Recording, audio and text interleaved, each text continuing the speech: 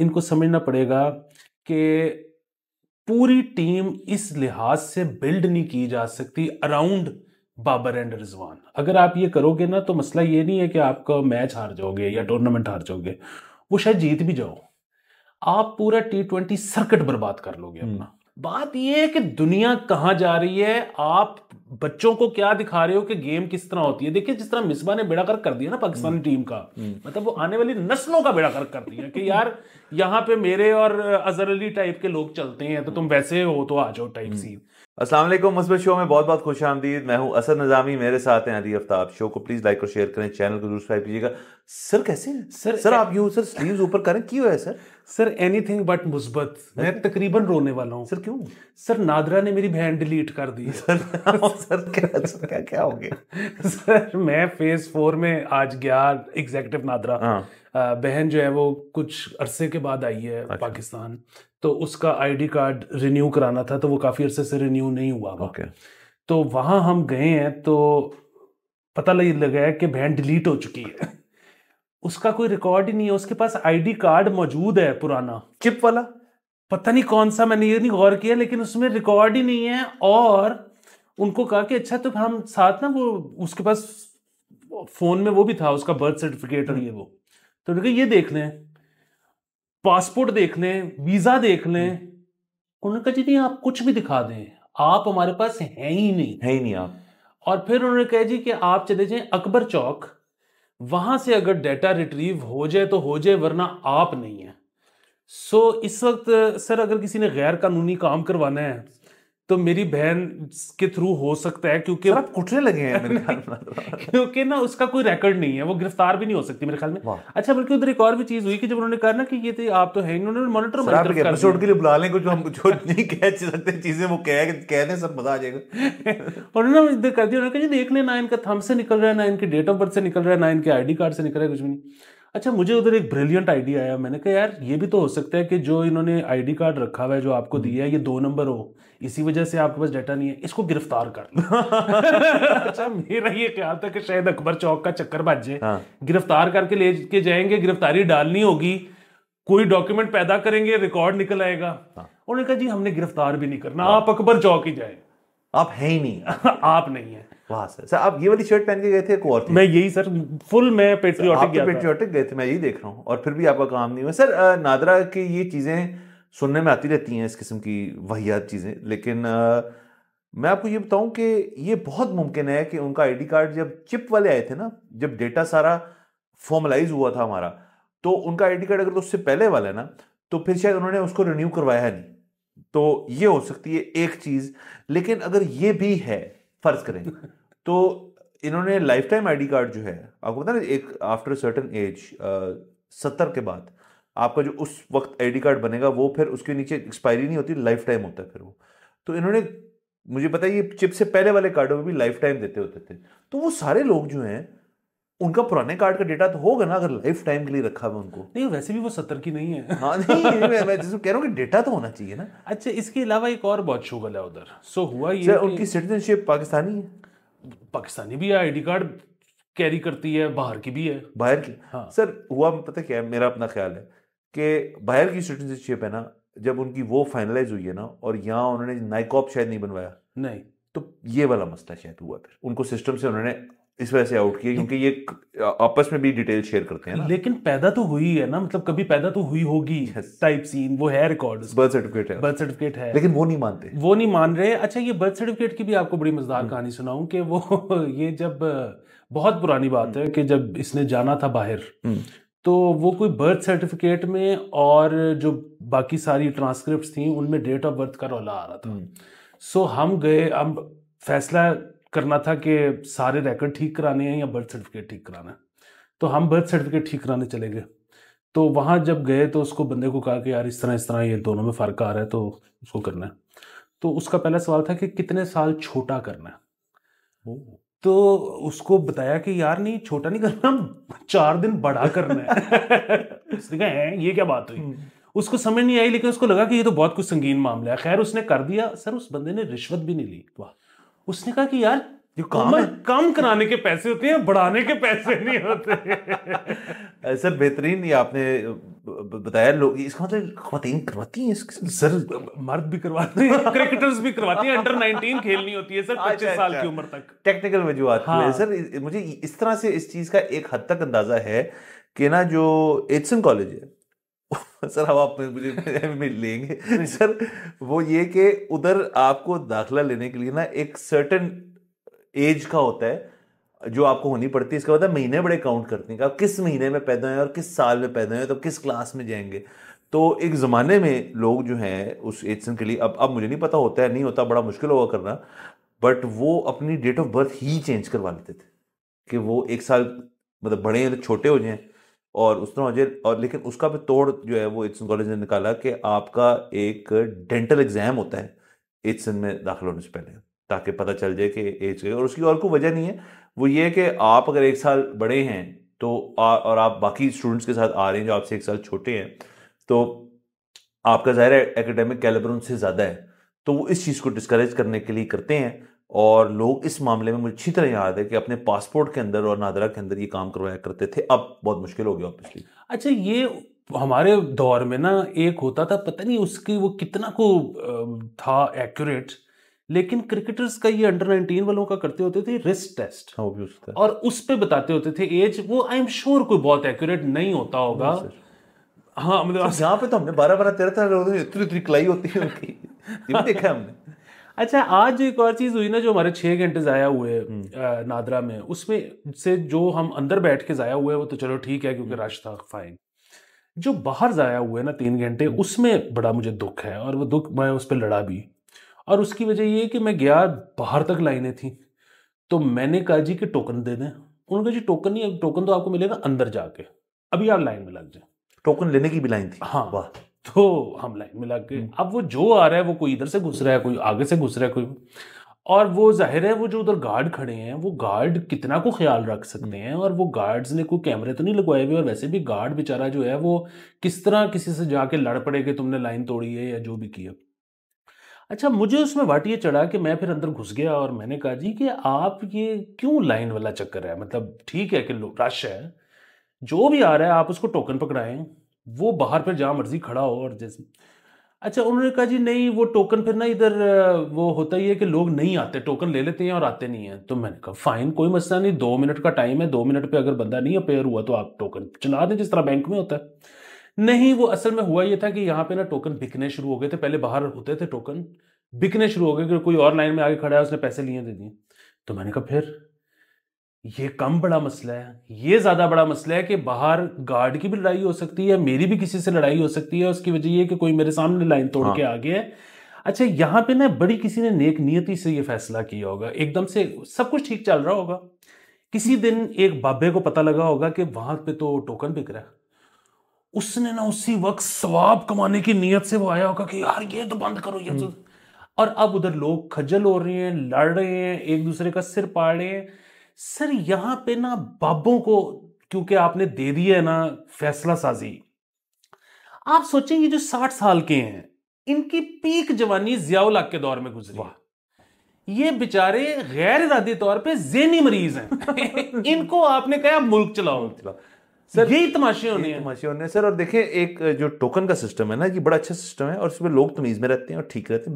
बैंकों में चल रहा है ना, हर जगह चल रहा है, पासपोर्ट दफ्तरों में चल रहा है, नादरा में क्यों नहीं चल सकता? ये मैं, आपने जो बात की, ये मैंने बड़ी जगह एक्सपीरियंस की है, और कुछ नादरा की अच्छी ब्रांचेस भी हैं और कुछ जैसे आप कहने बोलिए सर, ये लाइन कटिंग जो है ना, लेकिन ये एक कौमी खेल है, इसका एक बहुत बड़ा मसला है। और ये मेरे साथ कहाँ हुआ, ऑफ ऑल द प्लेसेस, जब मैं अभी उम्रे से वापस आ रहा था, तो जो रियाद में जो एयरपोर्ट से जब मैं वापस आ रहा था, तो वो होता है कि यार वो, नहीं सॉरी, जिद्दा, तो वहाँ पे जो वो जमजम आप बाहर से आप ले सकते हैं, तो वहाँ आप जितने पासपोर्ट दिखा दें उतने वो 1-1 गैलन के पैकिंग होती है। बड़ा उन्होंने अच्छा सिस्टम, बहुत अच्छा सिस्टम है, ज़्यादा कोई टाइम नहीं लग रहा, लाइन फर चलती है, क्योंकि वो देखते हैं यार इतने पासपोर्ट ना, वो इतना ज़्यादा चेक भी नहीं करते कि वीज़ा दिखाएं, अच्छा आप कहाँ से आ रहे हैं, कहाँ से जा रहे हैं, वो कहते हैं पासपोर्ट इतने रसीद देते हैं, 12 रियाल का मेरे ख्याल में गैलन है, आप लेके वहाँ से निकल जाए। सर, मैं लाइन में खड़ा हूँ शरीफ आदमी की तरह, जान के हम जल्दी पहुंचे, हम एक ग्रुप थे, 15 लोग थे, हम पहुंचे, तो मैं लाइन में आराम से खड़ा हूँ, टाइम लेके ताकि मैं ये काम करके जाऊँ ये वाला। सर, एक बंदा यूं है, आगे आगे आ गया, अब देखने में वो लग रहा था फॉरेनर, कोई उज़्बेकी या अजरबैजान या कहीं और का ना बड़ा गोरा चिट्टा इस किस्म का बंदा। मैंने कहा यार, मैंने कहा कुछ भी नहीं, मैंने कहा कि मैंने कहा चलो यार कुछ जल्दी होगी है। वो बड़ी जल्दी में था, उसने मेरी तरफ हालांकि देखा नहीं, बहुत जल्दी में था। और बातचीत सारी होगी तो मैंने कुछ कहा नहीं। सर जैसे ही उसने अपनी बोतलें पकड़ी ना, उसने कहा वो मिल गया ने बोतलें, चलो अंदर चलो चलो सारे चलो। सर उसने ठेठ पंजाबी में चलो। मैंने कहा यार है तौबा। बिल्कुल सर वो हमारी यहाँ का बंदा था। और ये लाइन कटिंग जो है ये हमें बहुत दिल होता है ये करने का, क्योंकि हम यहाँ जाके बस फिट हो जाते हैं और फिर हम तैयार होते हैं कि यार फड्डा हो गया तो हो गया, ज्यादा ज्यादा क्या होगा, पीछे जाके खड़ा हो जाऊंगा। सर ये मेरे साथ भी हुआ रियाद में, और वहाँ पर ये पानी लेते वक्त नहीं, जिस वक्त हम फ्लाइट की लाइन में लगे हैं ना, तो एक तो वैसे ही फ्लाइट कोई 7 घंटे लेट थी जी हमें। अच्छा, दूसरा ये कि वहाँ पे इसी तरह ये चल रहा, लोग एक दूसरे को काट रहे। अच्छा, मैं भी वैसे उस दिन जो है कोई मतलब हमारा जो ग्रुप था ना वो भी ज़रा रूथलेस हुआ हुआ था, और मैं उस पर शर्मिंदा हूँ। लेकिन हमारी थोड़ी सी एक वजह ये थी कि एक साथ बीमार खातून भी थी, तो हमें था कि जल्दी जल्दी लाइन में से निकल जाए। लेकिन बहरहाल ये कोई वजह नहीं है। खैर उसमें बाकी सारे भी यही कह रहे थे। मैं सिर्फ एक चीज़ पे बार बार परेशान हो रहा था कि यार जहाज़ है हुन जदों आ गया तो लेके ही जाएगा टाइप सीन, तो अब इसमें क्या ज़रूरत है कि 5 मिनट जल्दी किया और 15 मिनट लेट किया। लेकिन अब मुझे उसकी बिल्कुल लॉजिक समझ में आती है, क्योंकि सबको पता है कि हो सकता है पीआईए ने छोटा जहाज भेज दिया हो, सिर्फ पहले 200 ही जा सके बाकी ना जा सके। तो ये भी होता है। इस दफा पहली दफा मेरे साथ जिंदगी में ये हुआ कि एक हम बैठे हुए वेटिंग एरिया में, बंदा आ गया टैग लेके सऊदी एयरलाइन का कि जी आपके हैंड लगेज कहाँ है, और उसने पकड़ लिया मेरा हैंड लगेज मेरे हाथ से, उसने टैग लगाना शुरू। मैंने क्या कर रहे हैं भाई? कहता सर ये जहाज पर ही जहाज से चेक इन होगा। क्यों सर? बस चेक इन होगा, जगह नहीं है जहाज के अंदर। तो बंदा ही नहीं बैठा जहाज के अंदर, क्या आप कैसे पता है? नहीं सर ये आप अभी करवा दें, आपका टाइम बच जाएगा, जहाज के ऊपर जब पहुंचेंगे आप वो गेट से आपका सामान ले लेंगे। वो बिल्कुल ठीक कह रहा था। जब हम गेट पे पहुंचे हैं वही बंदा खड़ा हुआ था, मुझे यूं देख रहा क्या सी ना मैं, और उसने टैग लगाया और मेरा हैंड कैरी जो उसने चेक इन कर दी।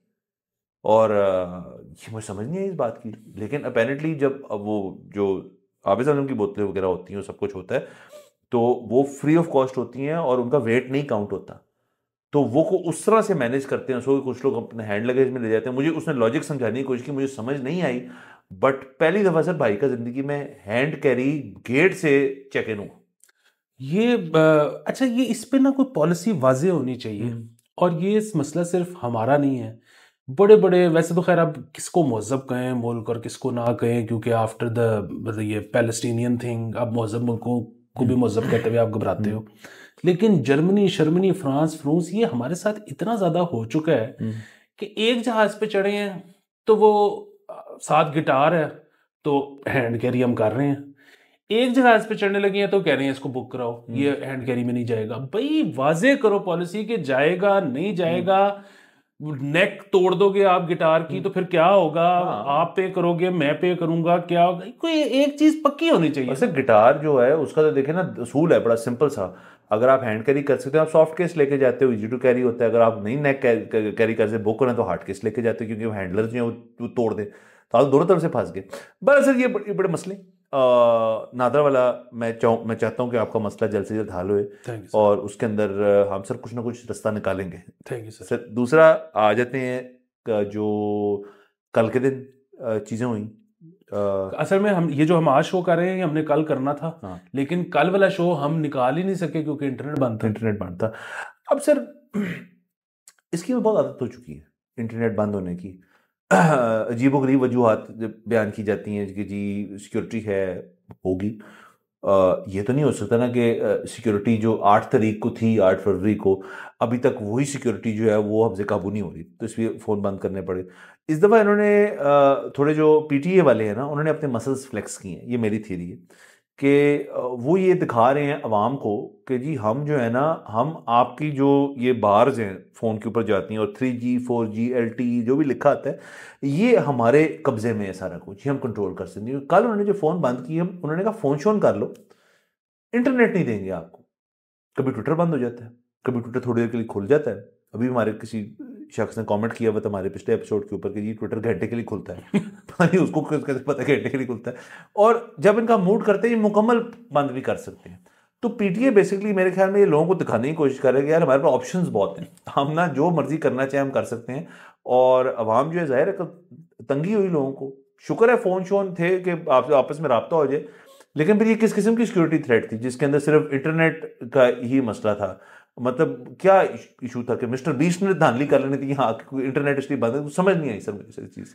ये जो है ना, अगेन ये जिसने इनको मशवरा दिया था उसको ढूंढा जाए सर और ये उसकी पोस्टर लगाए जाए दीवारों पे, और ये फैसला किया जाए कि आइंदा इस बंदे से कोई मशवरा ना करे, बात ही ना करे, बात ही ना करे। उसकी वजह ये है कि कल हो सकता है कि इंसानी तारीख के सबसे शफाफ तरीन इलेक्शन हुए हों, लेकिन कोई मानेगा ही नहीं। उसकी वजह ये है कि आपने इंटरनेट बंद कर दिया, शकूक शुबहात पैदा हो गए। किसने मशवरा दिया था? अगेन सिक्योरिटी का अब ये सेफ्टी का बहाना लगा ही नहीं सकते, क्योंकि यार मोबाइल नेटवर्क तो चल रहे थे, तो फोन का क्या प्रॉब्लम, वो इंटरनेट का क्या प्रॉब्लम था? ये बहुत ही अजीब लोग हैं। अच्छा, इस पे आप जब भी अगेन करोगे ना कि जी ये कुछ करने का तरीका है, अब दुनिया में क्या हो रहा है, वो हमारी शिजा फातिमा साहिबा है मेरे ख्याल में, वजीर मुमलिकत ये आईटी की, ख्वाजा आसिफ की भी कुछ रिश्तेदार हैं वो। बिल्कुल, उनका बयान आया है कि जी इंटरनेट बंद करने से इतना फर्क नहीं पड़ता, वावेला ज्यादा मच जाता है। आईटी सेक्टर हमारा सेफ हाथों में, मैं आपको बता रहा हूँ। अच्छा, ये जो है ना इनको ये जो भी सारे मशवरे देता है उनकी ना एक खास पीछे लॉजिक भी होती है, और वो लॉजिक अगेन आप किसी यंग बंदे से पूछेंगे ना, वो इस किस्म की कोई बात नहीं करेगा। ये जो 60+ बाबे हैं ना, इनका ये होता है कि नहीं देखें कि ये भी तो यंग ही हैं। ये हैं यंग, लेकिन ये मतलब ये देखिए ना सर, इनके पास है सारा विजडम ख्वाजा आसिफ का। तो ये बेसिकली ओल्ड सोल है, ये जो है ये विजडम है। तो ये जो है ना 60+ बाबे ना वो शुरू हो जाते हैं कि देखें कि जो इंडिया पाकिस्तान के खिलाफ एक मुनज़्ज़म कैंपेन कर रहा है सोशल मीडिया पर, उससे बचने के लिए कुछ तो हमने करना है। और वो जो आज़रबाईजान से ऐसे शुआएं आती हैं और यूं करके ऐसे। अच्छा यार मेरी बात सुनो, ये आप लोगों ने शुरू किया था, ये इन्होंने ना 2000 आपको याद होगा 16 17 18 में 50 बनाने शुरू किए थे कि जी हमने ना सोशल मीडिया वॉर लड़नी है।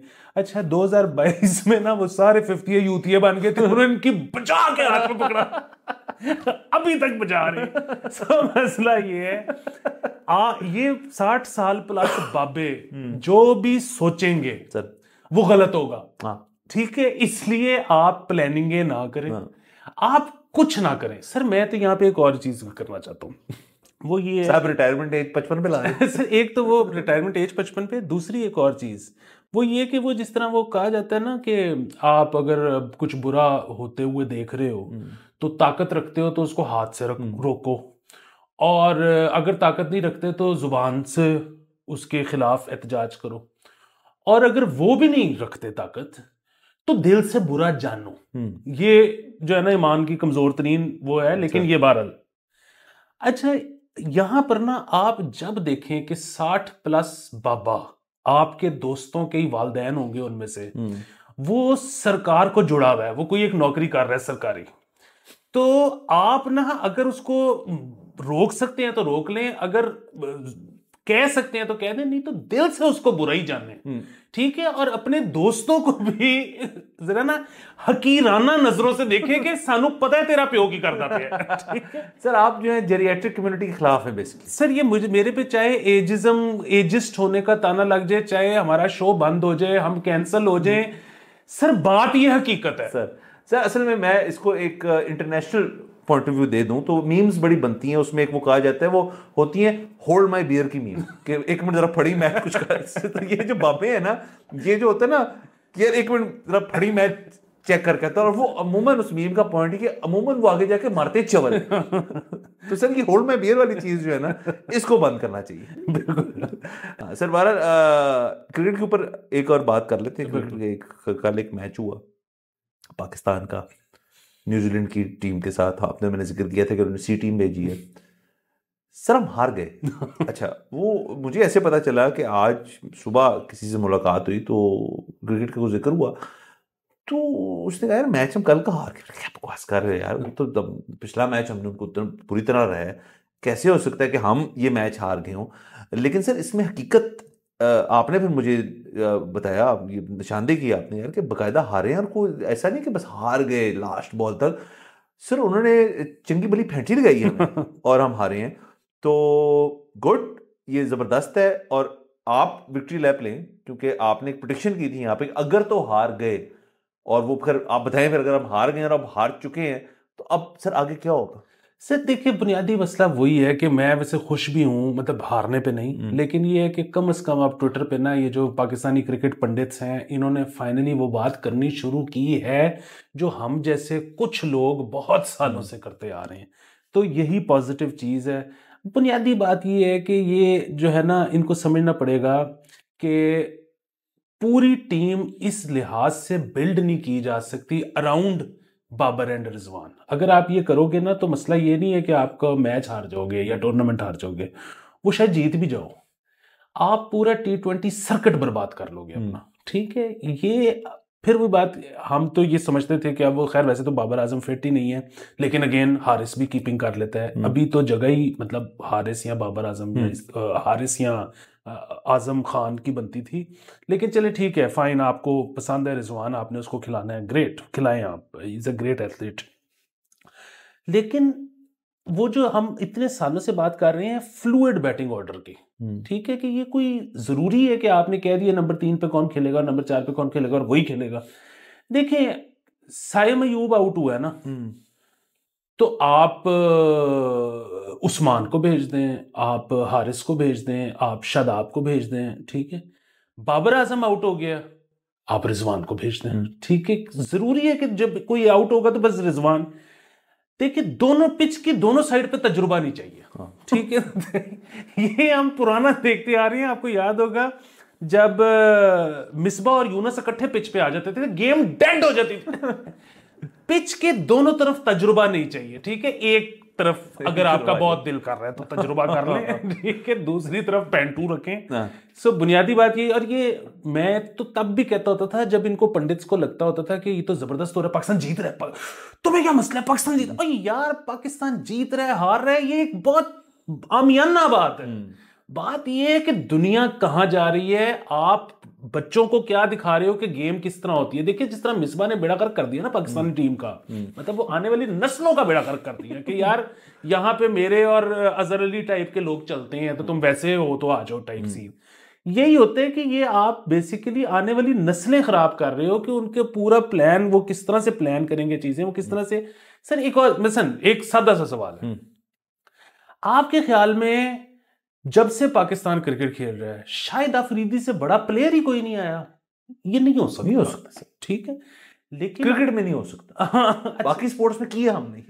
लेकिन शाहिद अफरीदी की अगर आप एंडोर्समेंट से निकालेंगे ना, तो वो शायद सबसे ज्यादा होंगे। उसकी क्या वजह है?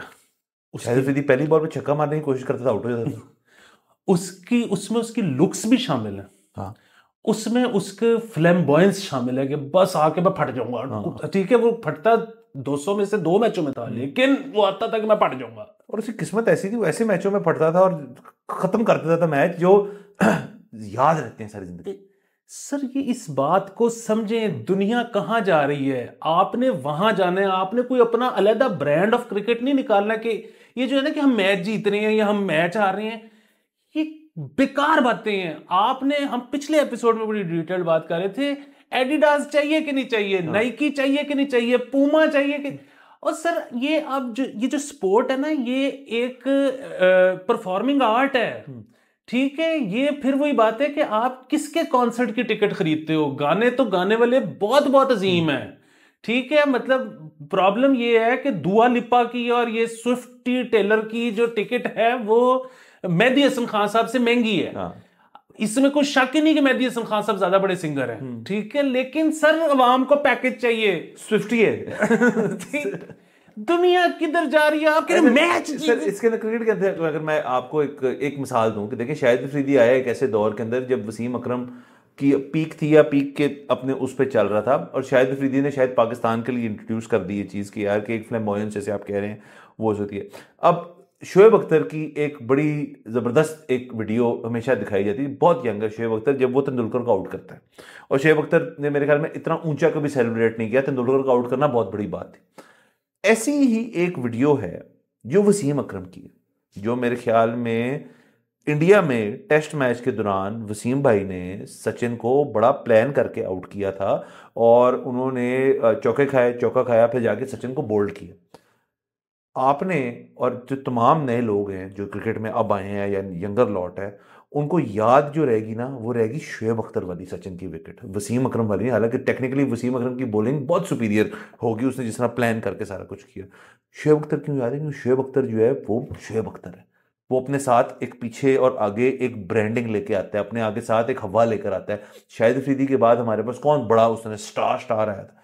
शुएब अख्तर, जो कि इंडिया में भी अप्रिशिएट किया जाता था, जिसमें चले लुक्स वाइज तो छोड़ दें वो बात, बट एक फास्ट बॉलर जो कि रफ है, बिल्कुल उस तरह से है, दैट सोल्ड।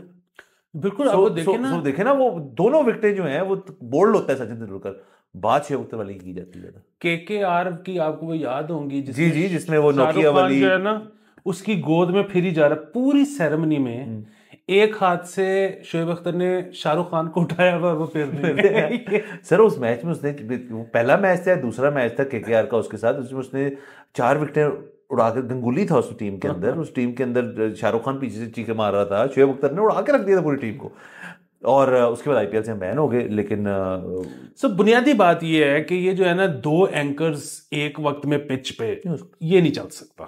और होता ये है कि फिर आप होगा ये कि जब लोग ये देखेंगे ना कि यार सबसे ज्यादा टीम में जगह पक्की तो इनकी है, उस्मान भी एंकर बन जाएगा, हारिस भी एंकर बन जाएगा, साइम भी एंकर बन जाएगा, कम ठीक है, हिटिंग खत्म हो जाएगी।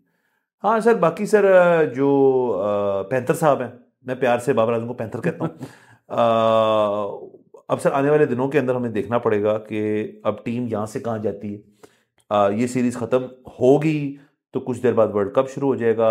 मैंने ये भी उस दिन बाय द वे पढ़ा, अब इस पे आप बेहतर या उसामा से पूछना पड़ेगा कि न्यूयॉर्क में जो पाकिस्तान इंडिया का मैच है, वो स्टेडियम एक फ्रेश नया ब्रांड न्यू स्टेडियम है, उन्होंने एडिलेड ऑस्ट्रेलिया की जो पिच है उसको मिमिक की है और वो पिच लग रही है वहां पे। तो अब इंडिया पाकिस्तान इन ऑस्ट्रेलिया की हमारी क्या एग्जैक्ट बैकग्राउंड है, ये टीम कितना ऑस्ट्रेलिया खेली है, मेरे ख्याल में इतनी सी हम नहीं गए ऑस्ट्रेलिया इस टीम के साथ, तो वो एडिलेड टाइप पिच बना रही है। उसामा से हम पूछ के नेक्स्ट किसी एपिसोड में इसका भी करेंगे कि इसकी क्या मुलाकात है, क्या इससे ऊपर से होगा। और जाहिर है सर, लेकिन हम ये लोग ऑडियंस ना समझे कि हम बॉयज़ के साथ नहीं, हम बॉयज़ के साथ है, लेकिन तनकीद हमारा हक है और वो हम करेंगे। अगर हमें कुछ चीज़ बुरी लगेगी, बनता नहीं था न्यूजीलैंड की सी टीम से हारना। नहीं देखिए, तनकीद हम साथ हैं, उसकी वजह ये है कि हमें साथ ना होके भी कौन सा प्लॉट मिल जाए। ठीक है ना, मतलब यहाँ तो है कि जी ये तनकीद कर रहे हैं और इनको ना फलानी जगह से पैसे मिल रहे हैं, तो फिर वो भी कर लेनी चाहिए। लेकिन अब तो सर दूसरा चॉइस क्या है मुझे बताएं। अगर हम खेलते ही क्रिकेट हैं तो हम किस और स्पोर्ट के ऊपर तनकीद करें?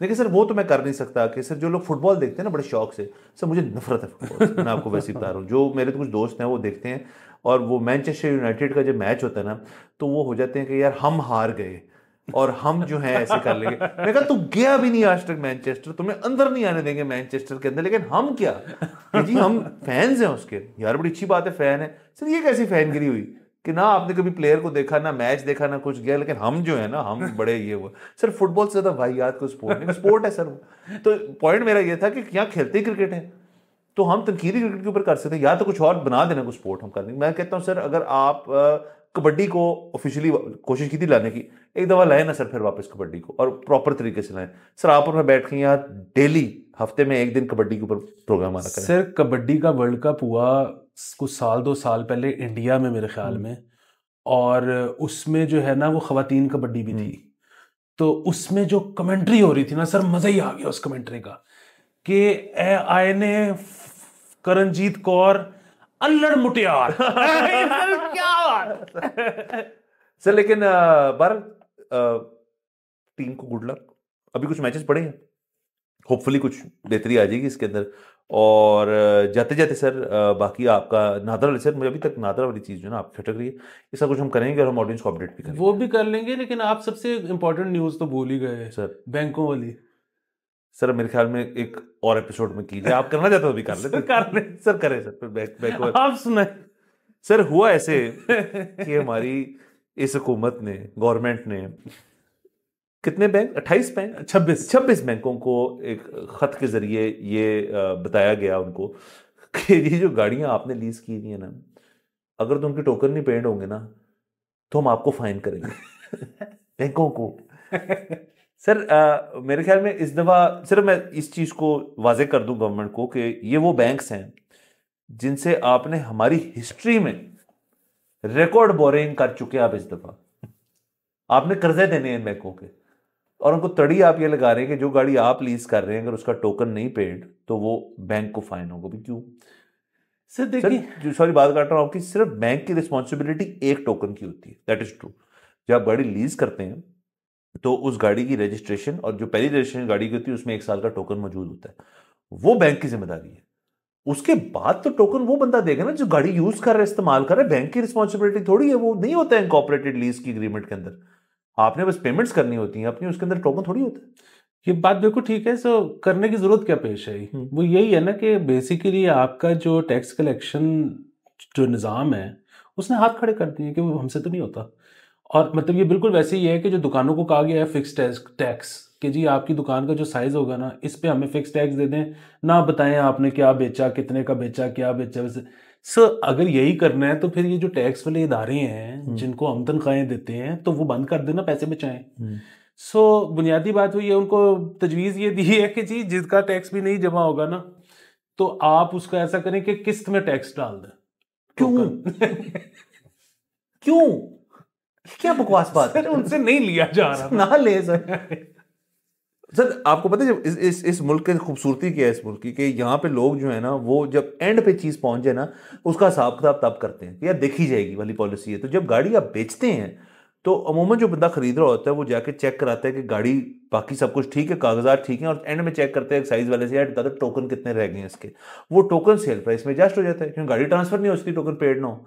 तो जो भी कीमत आपकी तय हुई उसमें कहते हैं आपके इतने टोकन रहते हैं, वो इतने पैसे जो है वो कहेगा ठीक है मैं आपको ऊपर दे देता हूँ, इतने आप कम दे दें वॉट एवर।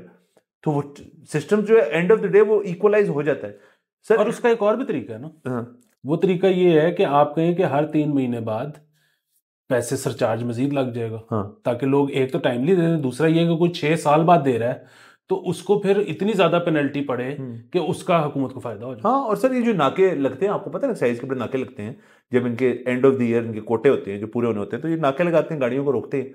और शुक्र है इस दफा उन्होंने ये किया कि आप मौके पे इजी पैसा के थ्रू पे कर सकते हैं, उसी वो पी सेट निकालते हैं और आप पे कर रहे हैं। ये बड़ी अच्छी चीज है सर। मैं तो ये कह रहा हूँ कि वो नाके लगाने की भी जरूरत नहीं है ना। बात ये है कि अगर मुझे ये पता है कि ड्यू डेट ये है, ड्यू डेट के बाद मेरा फाइन बढ़ गया है और हर 3 महीने के बाद इतने % सरचार्ज बढ़ता जा रहा है उसके ऊपर, तो फिर मैं खुद ही दे दूंगा टाइम पे। आपने पुलिस वालों को भी इस काम के लिए क्यों एंगेज किया?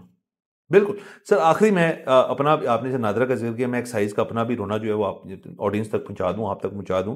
मेरी गाड़ी सर वो ट्रांसफर होनी है और मैं उसको ट्रांसफर करा रहा हूं। मैं आपको बता दूं ये शायद ये भी रिकॉर्ड है, मुझे इस वक्त हो गए हैं 3.25 साल से वो गाड़ी ट्रांसफर होने की कोशिश कर रही। वो जिनसे गाड़ी ली वो गाड़ी लीज थी, उन्होंने लीज कराई, मैंने नहीं कराई। लीज खत्म होगी फिर ली उनसे गाड़ी, उनका कोई मसला नहीं है। उन्होंने बैंक का लेटर दे दिया कि यार इस बैंक से लीज थी, बैंक ने लिख के दे दिया हमें कोई ऑब्जेक्शन नहीं, ये गाड़ी जो है अब खत्म है। उनका बंदा जो है ना सर एक, वो पिछले 3.5 साल से रोज सर उनके दफ्तर जा रहा है अपना अंगूठा यूं लेके कि मैंने बायोमेट्रिक कराने किसी दिन, कि मुझे कभी भी निजामी साहब का फोन आएगा कि बायोमेट्रिक कर दे। सर वो रेडी है। एक बंदा सोचो सर अपने घर से निकलता है यूं रोज कि यार ये अंगूठा मैंने एक साइज के उस पर लगाना है, लेकिन वो अंगूठा नहीं लग रहा सर उसका। उसकी वजह यह कि पहले जब मैंने, क्योंकि मैंने अपने नाम ट्रांसफर करानी है, तो मैंने एक चलान जनरेट करवा लिया, उसमें मुझसे जितने भी पैसे थे मैं दे चुका हूँ, वो चलान आ गया। अब वो कहते हैं सर 2 अंगूठे चाहिए, एक बैंक का चाहिए और एक उस बंदे का चाहिए। सर मेरे ख्याल में 6 दफा एक्साइज के दफ्तर ये दोनों लोग इकट्ठे हुए हैं मेरे कहने पे, और दोनों के अंगूठे सर जो है ना वो एक ही जगह गए और वो उसके ऊपर नहीं गए, वो ऐसे रख के ना वापस चले गए अपने अपने घर से। अब वो बंदे जो है मुझे कह रहे हैं सर हम नहीं करेंगे। फाइनली सर, ये परसों की बात आपको बता रहा हूं मैं, पिछले हफ्ते की, फाइनली फिर से तय हुआ। और आपके साथ जो हुई है, आपकी बहन के साथ चीज वो मेरे साथ हुई, उन्होंने मेरी गाड़ी गायब कर दी सर। वो गाड़ी एग्जिस्ट ही नहीं करती, उसका चलान ही नहीं है अब सिस्टम के अंदर। अब वो कहते हैं सर नया चलान जनरेट होएगा और फिर आप 2 अंगूठे लेकर आए और फिर गाड़ी ट्रांसफर होगी। तो सर 3.5 साल मुझे हो गए। ये आपका नादरा वाला मसला भी आपके सामने, मैं पैसे दे रहा हूँ नहीं कर रहे काम। ये हमने जब इसी तरह उम्रे पे जाना था तो वो डॉलर या रियाल वगैरह चाहिए थे, तो मैं जिसके पास एजेंट के पास गया उसने कहा जी कि ये पड़े हैं पैसे, ये आप ले लें और आपके पास तो टिकट वीज़ा सारा कुछ है, तो लेकिन हमारी बायोमेट्रिक मशीन खराब है, हाँ। तो आप बायोमेट्रिक कहीं और से करवा लें। मैंने कहा कहीं और से का क्या मतलब है? कहता है मैंने इधर से वो चालान बनाता हूँ, तो ये जगह हैं, मैं आपको बता देता हूँ, 4-5 करीब की बता देता हूँ, तो वहाँ किसी भी जगह पे जाके बायोमेट्रिक कराने हैं। मैंने कहा अच्छा दो। उधर एक जगह निकला बायोमेट्रिक, उधर का भी खराब, फिर दूसरी जगह निकला, फिर उसने मुझे किसी ऐसे अजीबो गरीब बाजार में घुसा दिया कि मैं सोचूंगी मैं यहाँ से निकलूंगा कैसे। फिर मैं वापस आया, मैं कि यार तूने मैंने 4 पे उत्ते दे देते मेरा बायोमेट्रिक ना करा। सर मुझे एक बात बताएं, बायोमेट्रिक मशीन जो है वो कैसे खराब हो सकती है? ये कैसे अवाम है हमारे?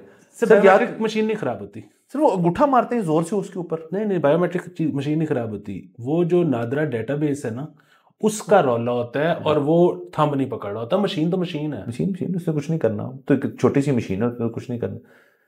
सब बड़े मसले हैं। बहरहाल सर, इसमें कोई मुस्बत बात नहीं हमने की, ये तो हमने मनफी।